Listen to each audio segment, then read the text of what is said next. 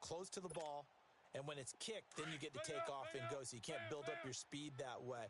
Also, when you're returning it, remember those wedges that we used to say where guys would form together, 2 or 3 guys? No more of those. So it'd be a lot more man-on-man, one-on-one blocking. And also they have rules about where people have to be when the ball's kicked, where they have to be when the ball's caught. So to me, it's much more like a punt return than it is an actual kickoff return. So I'm eager to see if teams now take their punt returners, those nifty guys who make people miss in the open field, and make them the kickoff returners as well, because I think you can still get big plays in this area if you have the right people back there. A nice pick up there, 10 yards, and it'll move the sticks. That was a route run, not just with dexterity, but with intelligence. And the Broncos get there and take him down. Now they got to get to the line quickly. One thing that I liked about this guy during the draft process was his motor. Of course, I loved his skills, but he plays hard on every down. And that motor on full display there as he gets his first NFL sack. He sets to fire deep. It's caught at the 10. And he takes it down deep into enemy territory. A big play there just before halftime. 41 yards. They'll try and run for it on 1st and goal. And he's across the chalk into the end zone. Touchdown, Seahawks. J.D. McKissick as the first half is winding down. And the Seahawks are able to close the gap just a bit.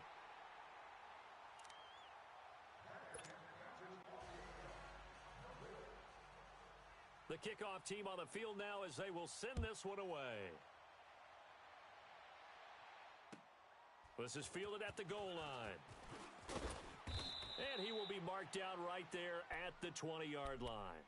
Now this Broncos offensive unit ready to head back out onto the field. And the ball backed way up, so thinking with this amount of time on the clock, probably just sit on it, and we'll see these two teams go to the lockers. Yeah, I don't think you want to overthink it in this situation. Either side of the ball. Just go ahead and finish up the half and get on out and talk about it. They'll run it now out of the gun. And he's got it past the 30 before he's hit and dropped. And now before this first down play, we're going to get a timeout here, as they'll stop it with 13 seconds to play in half number 1. Line of scrimmage, the 31 now on 1st and 10.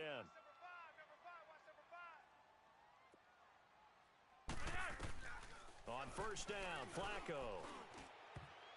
And lucky to get away with one there. That one nearly picked. 2nd down.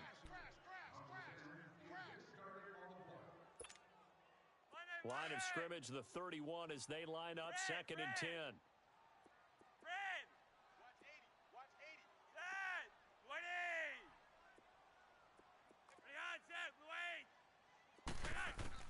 10, 20. 2nd and 10. Flacco once more. He's going to rifle one deep left side.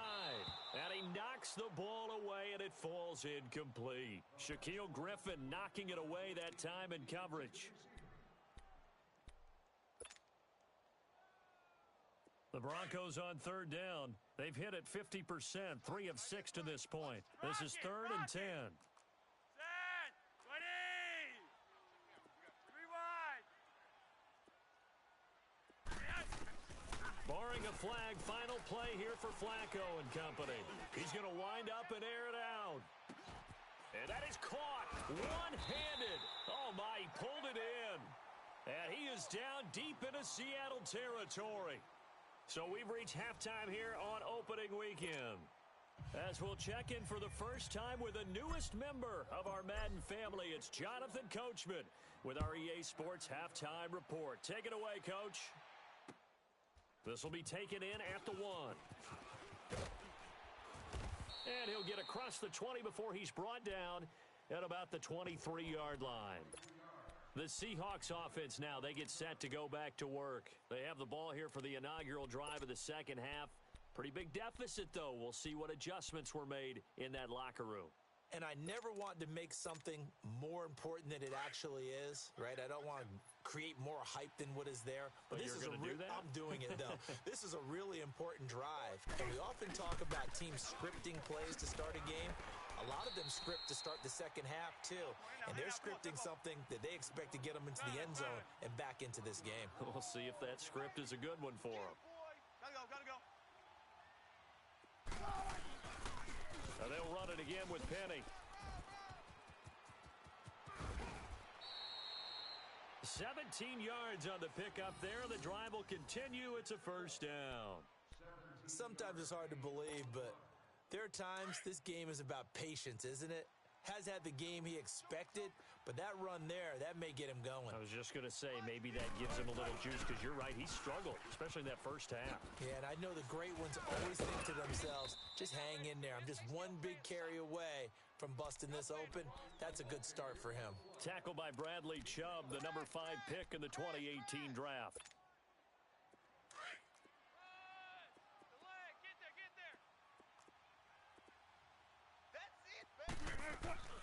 Play action. It's Wilson. He hits Baldwin right side. And he'll work it across midfield inside the 45. First catch of the new season for him, and he picks up the first. I don't care how many times you tell the story, it never loses its luster for me. Doug Baldwin, undrafted out of Stanford, and plays like a number 1 receiver should in the NFL. I don't care how you cover him. I don't care that his size isn't great. He's the one that typically comes up with the football. Absolutely. His roots go all the way back to Gulf Breeze, Florida, where he's from, right on the water near Pensacola, and then, of course, to Stanford, and, boy, he's been good. Oftentimes we praise an offense for their variety of being able to hit people with the run in the pass, but in this game, how about what we're seeing from the safeties? They are all over the field. Doesn't matter if they threw it or if they're trying to run it. I don't think we've ever awarded an MVU, most valuable unit, but you're right, it might go to them in this game. I like that, MVU. Well done. And he'll get it down on the play to the 37. Call it a gain of 5, and that's going to lead to a third down. He's already proven to be a factor in the running game on this drive. Now he gets involved in the passing game. I think what we're seeing here is the modern version of workhorse in the NFL, being able to run it and catch it with equal proficiency.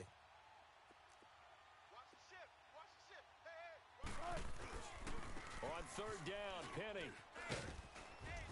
And he works it past the 30, almost to the 25. It's a 10-yard pickup, and it moves the chains. He's making quite a splash here in his NFL debut.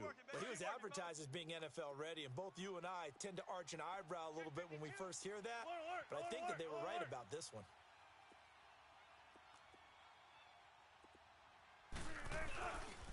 They keep it with Penny on first down. No dice this go-around. He's hit behind the line and taken down. That's going to go as a loss of a yard, and it'll be second down. I know they've got to be careful not to go to the well too often, but it's a fine line, isn't it? Because sometimes if you've got success, you want to just keep pounding away. But no success there. They rallied quickly on the defensive end. And his throw's going to be incomplete. The intended target, Doug Baldwin, and it's third down. The effort's always going to be there. Everyone's always going to try and make a catch, but underthrown balls, I think, are the toughest ones to come back and get, because usually your momentum's going in the opposite direction when you're trying to stop, break, and come back and get it.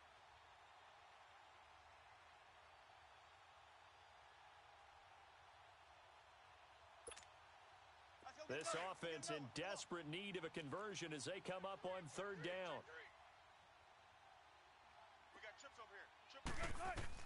On third down, Wilson completes it to Dixon. And they are able to stop him, but he does take it all the way to the 2. They're able to convert on third down, and that sets up a first and goal. One of the advantages of zone defense, as I remember it, is being able to see the play develop in front of you. One of the disadvantages, when they find those levels where they can hit you with it. Sometimes behind the corner and in front of the safety, it makes it tough to defend. They'll try to run with Carson. Nothing doing there. They're going to wind up holding him at the 2. No gain there, and it's going to set up second and goal. So stuff from the 2, now what? You know me pretty well. And he will take this one in for the Seattle touchdown. A great effort there. Taking it in from 2 yards out. And the Seahawks able to make this a close game again.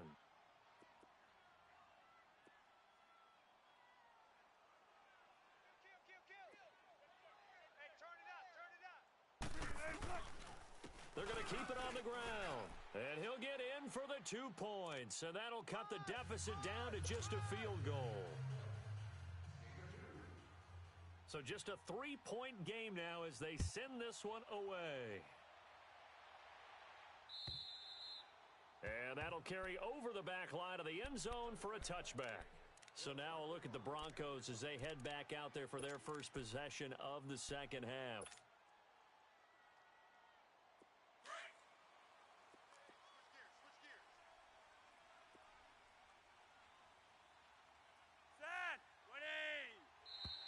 Now contact up front as penalty markers come in. Who is this against? So a jump there defensively. And it's a killer. Watch the football. Don't move across the line of scrimmage until the ball moves. So this helps to start a drive. After the penalty, it'll be 1st and 5. Set. Ready. Double up. Monday. Slam. They'll run it now out of the gun. And he'll be brought down shy of the 40 at the 38-yard line. It's an 8-yard pickup and leads to a new set of downs. And there we saw one of the downsides of blitzing during a rundown, because sometimes you get out of your gaps. You don't fit the run quite as well because you're headed towards the ball carrier with abandon.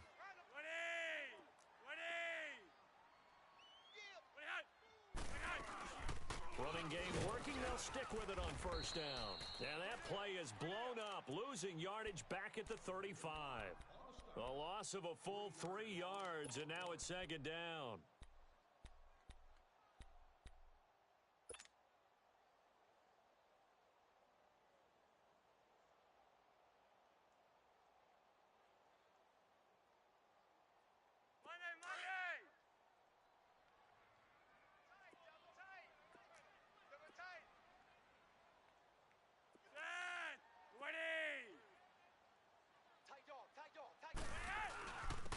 And they'll try the ground game here with the running back. And he'll get this up to about the 40. It'll be a 5-yard pickup there. So from 2nd and 13, they're back to a more manageable 3rd and 8. He wasn't ready.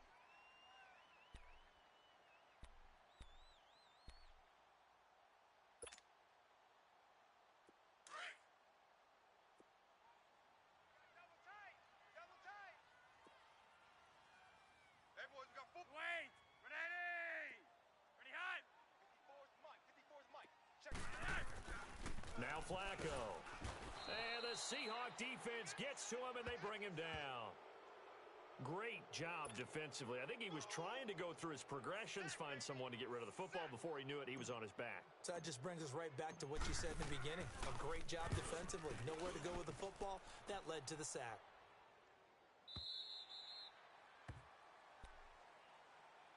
The Seahawks offense now, they get ready to head back onto the field. And things are starting to move in the right direction. They get the touchdown last drive, then their defense gets them the football back. Yeah, now they have a chance to get the lead if they can put something together here. And I'm eager to see how they decide to do it. They want to be methodical, or they want to take the big strike and go after it right now. Oh, little 360. And he's going to lose yardage here back to the 12-yard line. A loss of a full 3 yards, and now it's 2nd down.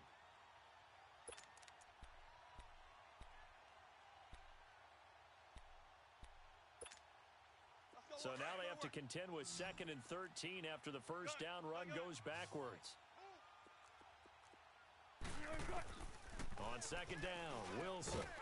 And he's going to find his man out of the backfield. That's complete. Welcome back now to Denver. It's been a very hotly contested game to this point. Just a field goal separating these two teams as we get set for the 4th quarter.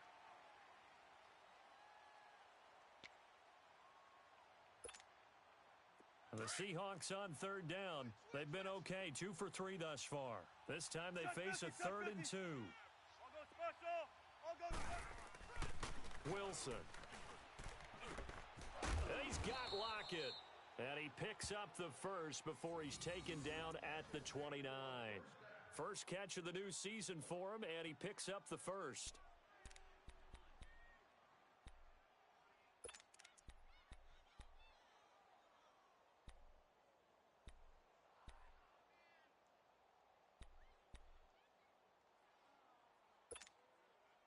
some good games around the league here early in week 1, and this one's shaping up to be as good as any of them as we come up on a 1st and 10.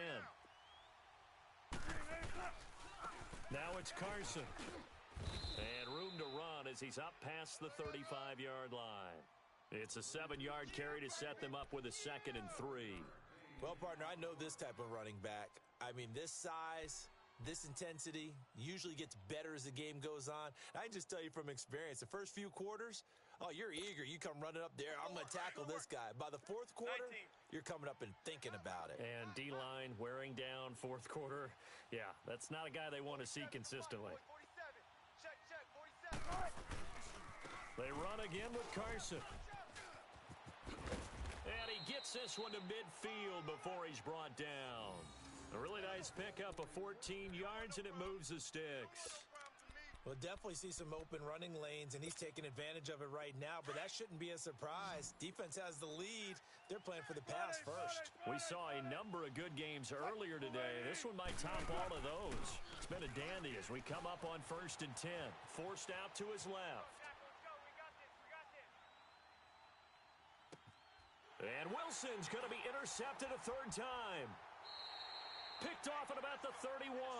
And his guys are going to take over at the 31-yard line. And he may want to track down that football because that's interception number 1 on his career. You're saying that's going into the trophy case? I'd put it there. Yeah, no doubt about it. That's when you ask the equipment guys to make sure they hold it for you after the game. But if you play in the back 7 on defense, that's part of your job, finding ways to take the ball away from the other team. That's going to go as a loss of 2, and it'll be 2nd down. Well, you had to punt on your first drive, and on the first play of the second drive, you end up going backwards. I would dare say they need something good to happen right here, right now. 4 down, 4 down. Dad, 20. Dad. Check Mike 54. Gun. Let's go, D. It's going to be a long one. Flacco off play action. Keeps himself upright, being chased out left. That'll go as a loss of 9, and it leads to 3rd down. And now the Seahawks are going to take a timeout here on defense. It's just their first. They'll be down to 2 remaining as we step aside here in the 4th quarter. Need something from deep in the bag of tricks here after 1st and 2nd down went backwards. It's 3rd and very long. Dad, 20. 3 wide. Here it comes. Here's Flacco. He's going to rifle one deep left side. He's got a man complete. That one will go down as 33 yards on the 3rd down conversion. Couldn't just sit on it here, could they? Had to throw the ball on 3rd down. Got the big completion in the pickup. Fresh set of downs now. They've got to feel great. And defensively a backbreaker. Now they'll run it on the toss. Looking to find a lane, but he can't. Reined in at the line of scrimmage. In on the stop, Bradley McDougal. Well, he was stopped on that play, but he's had plenty of carries all afternoon. Every now and then the defense is going to win one, but I don't think they'll shy away from handing it to him the rest of the game.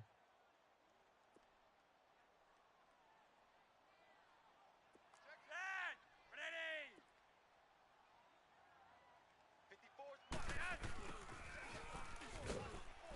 Breaks a tackle. And just a short gain that time as they're able to get him down. Defensively, the tackle by Cam Chancellor. That's a really good job right there. Just kept stringing that play out, pushing further and further towards the sideline.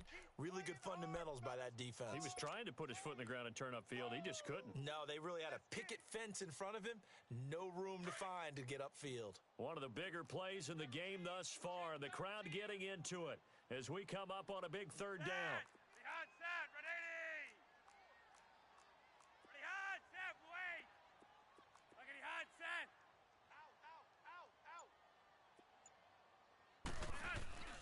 Now it's Flacco. And he takes a shot on the release as this will be incomplete. Not only was the call spot on, how about the execution of that defense right there? Zone was absolutely locked up tight. He was trying to force it in there on 3rd down. But if there's a time to force it, he felt like he needed to make a play, right? Yeah, exactly right. 3rd down, you got to try and find something. There's nothing available there for him. The Broncos send out their punter now as he'll kick it away for the 2nd time.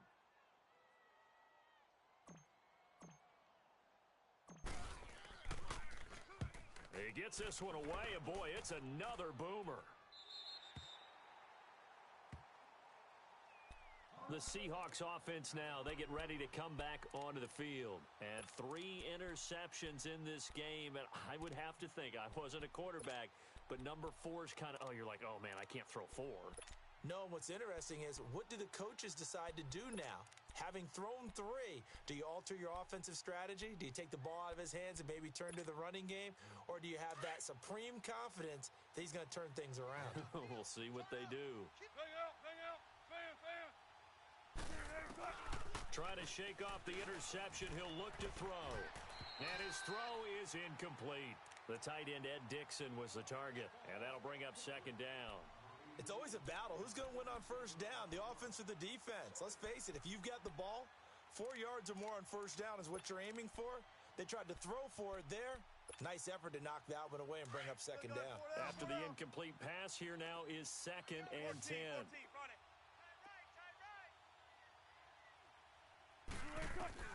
Here's Wilson throwing again. Flushed out, and he'll go down in the end zone. Down goes Wilson. It's a safety.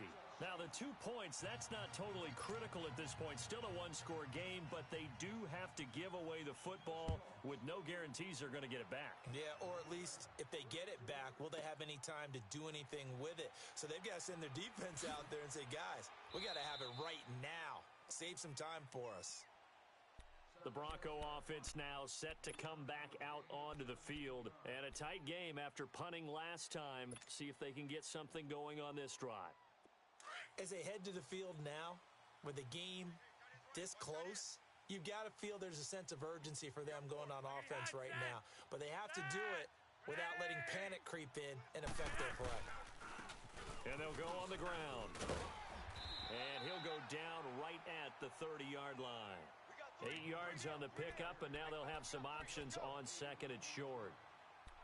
I have to chuckle to myself a little bit, Brandon, because right now I could be in that huddle with that offensive line, and I know exactly what they're saying. If you call a pass play here, we're going to call timeout. Run the football. We've got control of this thing. Get in behind us and let's go. Their time to shine.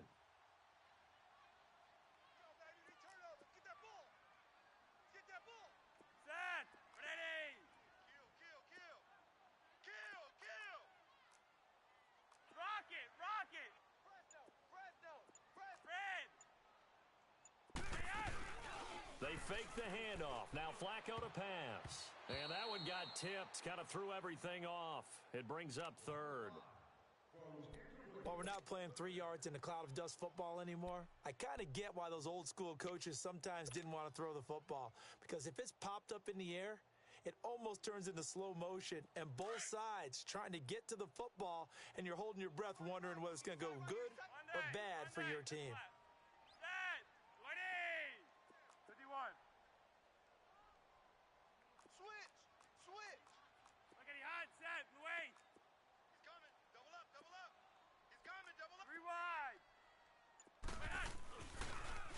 On 3rd down, it's Lindsey, and he's able to get it to the 33. Good enough for a first down.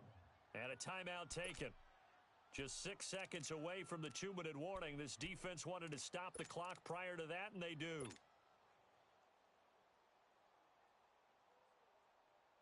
And not totally home free yet, but it's looking good as they come up 1st and 10.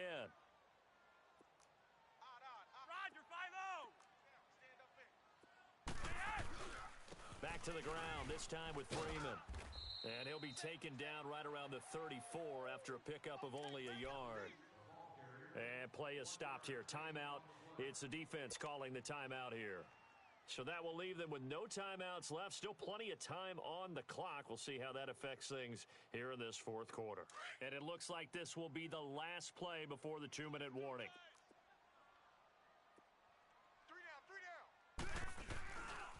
On 2nd down, Freeman. And he is met quickly in the backfield. Down he goes, folded like a lawn chair. Time for a break. We're back to see what happens after this. Big play coming up. Here's 3rd and 10. I would expect to see some pressure here.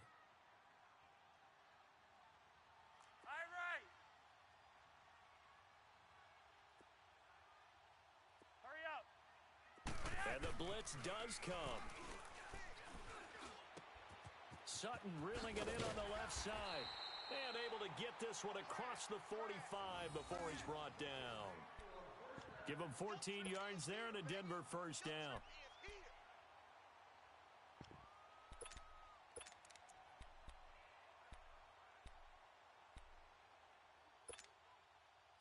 A couple of first downs on the drive already, as they'll go from the 47 now on first down. Set! Waiting! Hey, Roger, 5-4. And they'll run it here. And a minimal gain here as he's up to about the 47-yard line. Just a yard on the first down carry, so it's 2nd and 9. They tried a quick hitter inside, but that one was swallowed up because what they're hoping, those big defensive linemen will take the bait and move laterally and open up a crease that they can run through. Didn't happen on that play. And that play going absolutely nowhere as he's belted before he could get out of the backfield. He lost 2 there, and it's 3rd down. Charles, why didn't they just take the knee there? You're asking the question that I'm asking as well, because we've seen a lot of football where coaches decide maybe they get a little greedy. I don't know if they're doing it for stats or for what reason. We've seen it happen in college. And how about in the NFL? The miracle at the Meadowlands. All they had to do was take a knee and the game was over. The Giants ran it one more time. Ball popped free. Philadelphia picks it up and wins the game. What year was that? 1978. I think it was in November. Set! Like 80! On 3rd down. That's Lindsey. Whoosh. And now running right through it. And taking it across midfield and inside the 45. It'll go as a gain of 12, and that should just about wrap this one up. 4 down.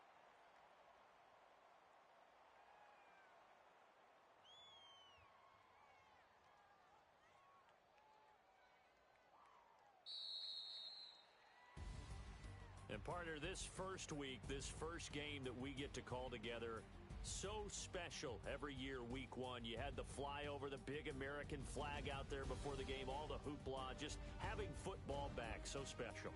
It is an opening day, opening game. There's just nothing like it because you really build to a crescendo. But the best part for us is that crescendo lasts for a while. Opening game here, an entire season. We get into the playoffs, to the Super Bowl. I was really excited. I could barely sleep last night. I can't imagine being a player. So for Denver, that'll be a happy locker room as they start this season 1-0.